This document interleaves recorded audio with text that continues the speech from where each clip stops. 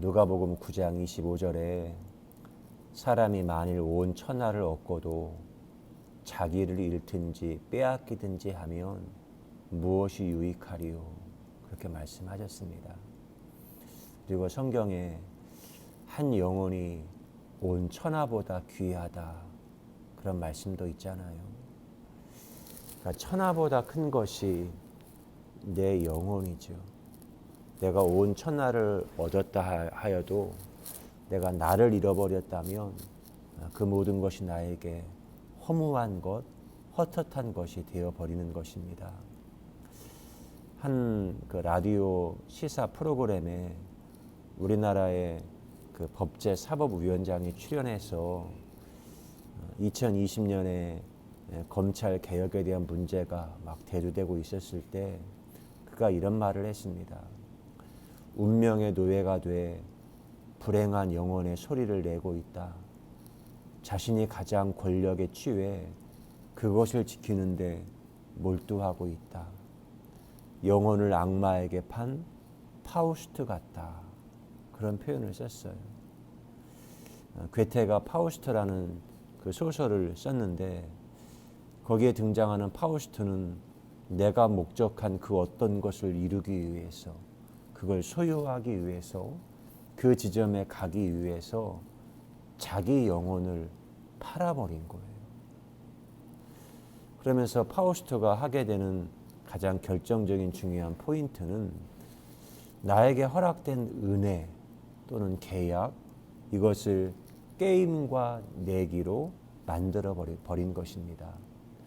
그것이 사실은 욥기에 등장하고 있는 하나님의 영감에서부터 비롯된 것이라고 할 수 있겠습니다.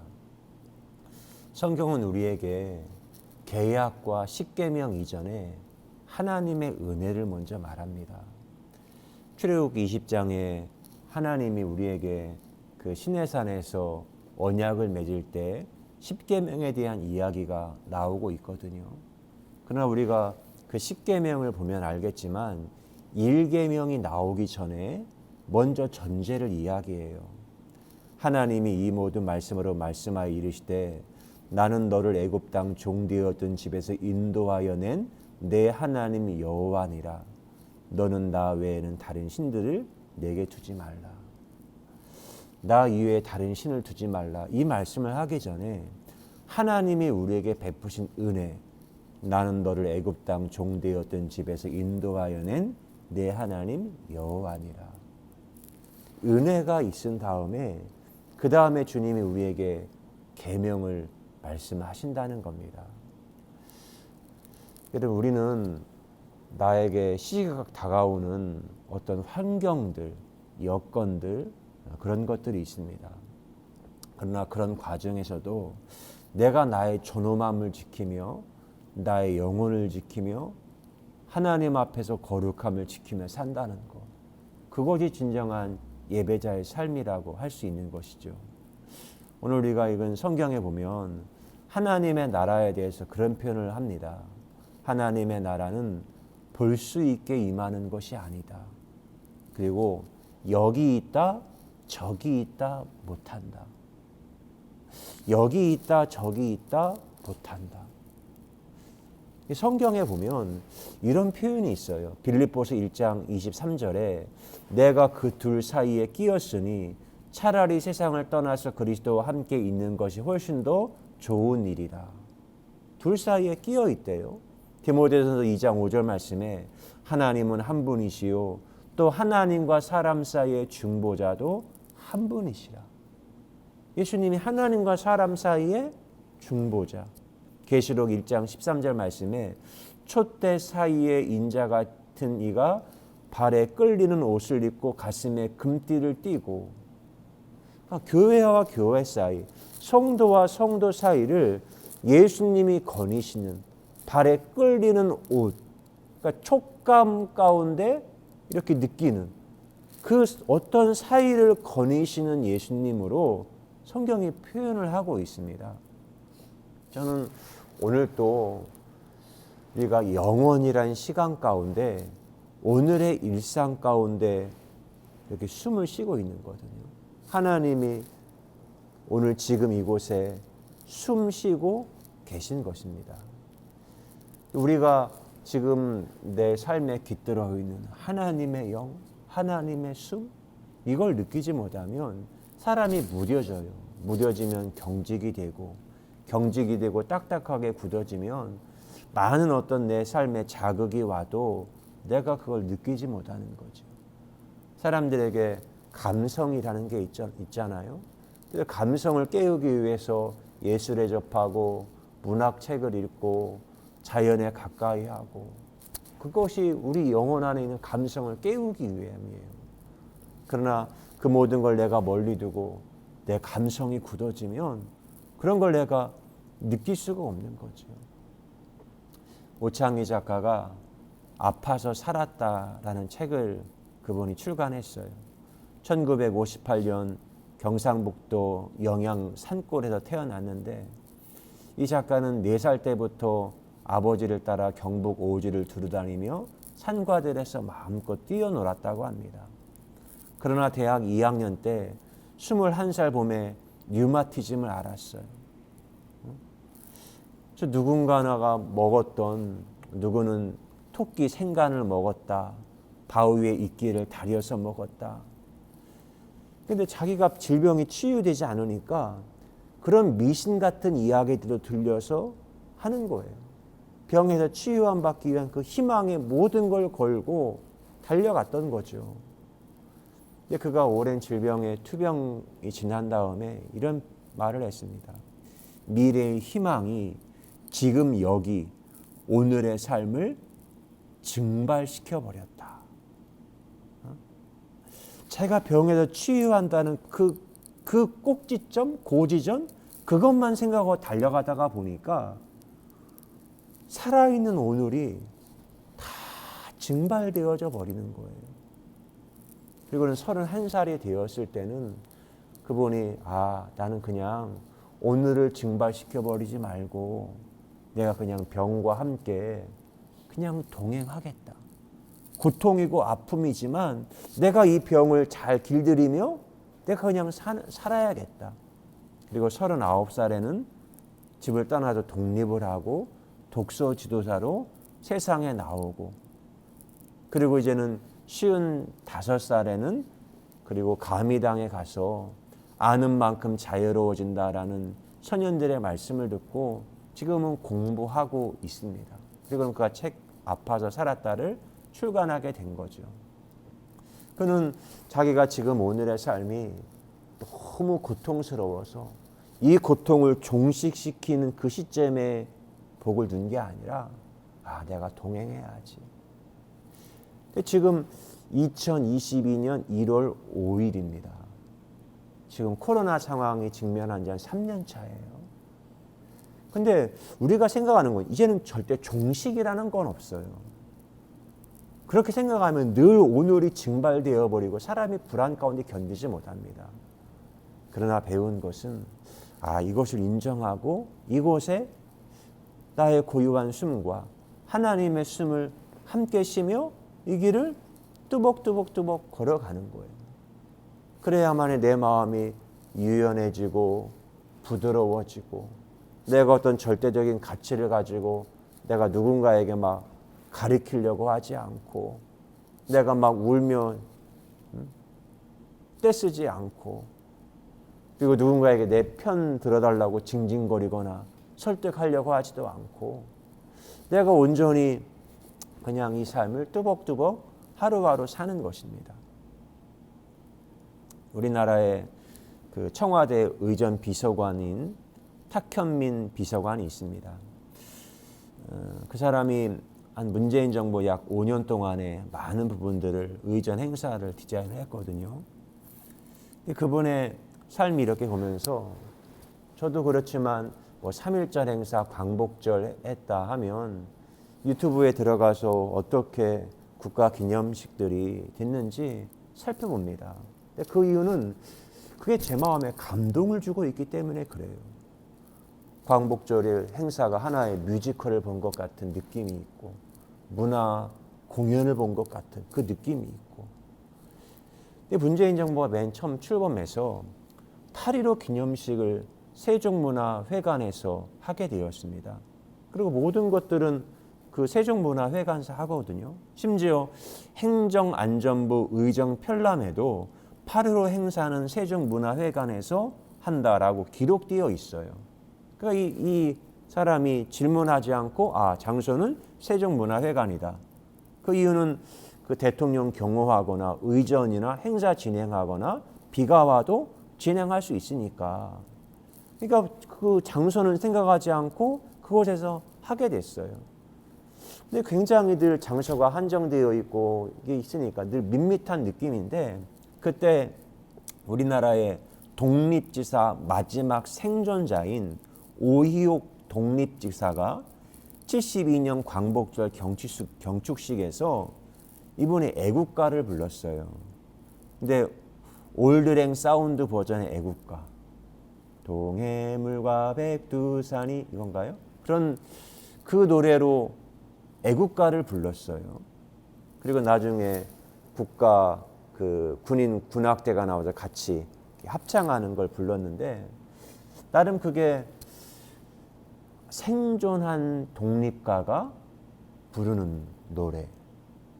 그리고는 그 행사가 잘 마쳐지고 난 다음에 대통령이 그때 당시 행정관에게 묻는 거죠.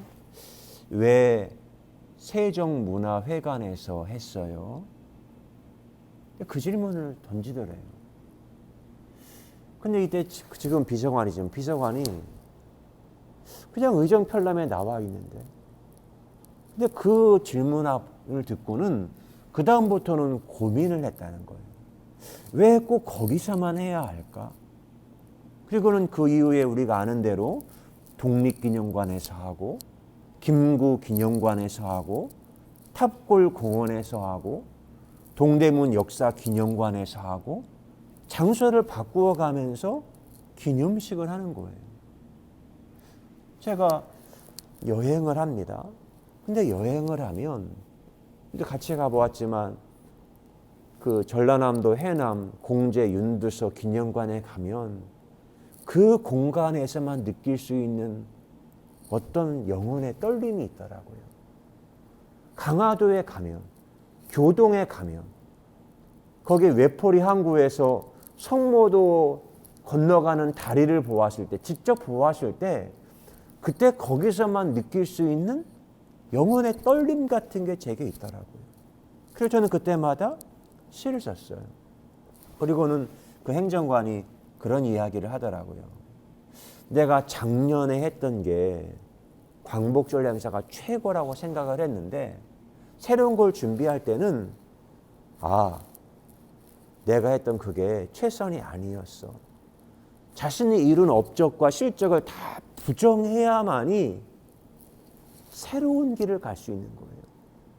나는 지금 최선을 다하여 왔는데 또 다른 새 길을 가려면 이제까지 내가 이룬 모든 것들은 다 아무것도 아니었어. 스스로를 부정해야만이 새로운 창의적인 길을 가게 되었다는 겁니다.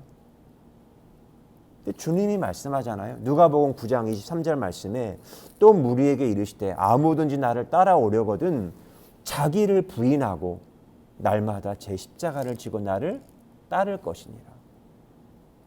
나를 부인해야 예수님을 따라가고 새 길이 열리는 거예요. 저는 대한민국 기독교 오늘 지금 우리가 살고 있거든요.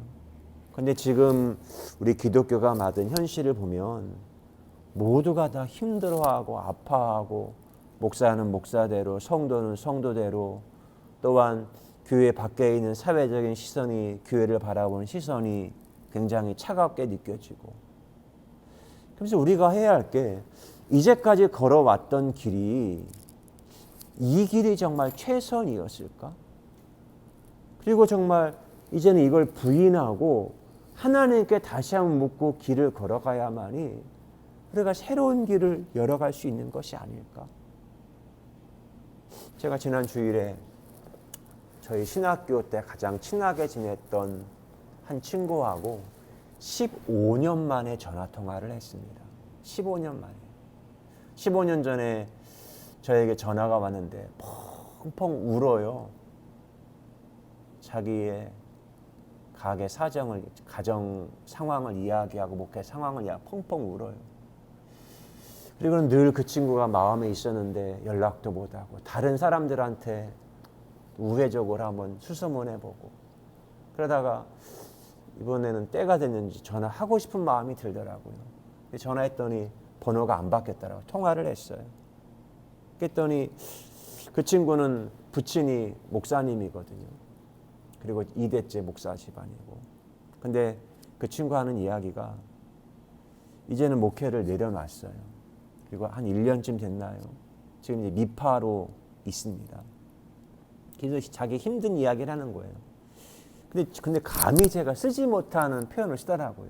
그 친구는 이제 그 감리교회 목회의 경계에서 벗어났으니까 완전히 퇴회는 되지 않았지만 임지는 없거든요.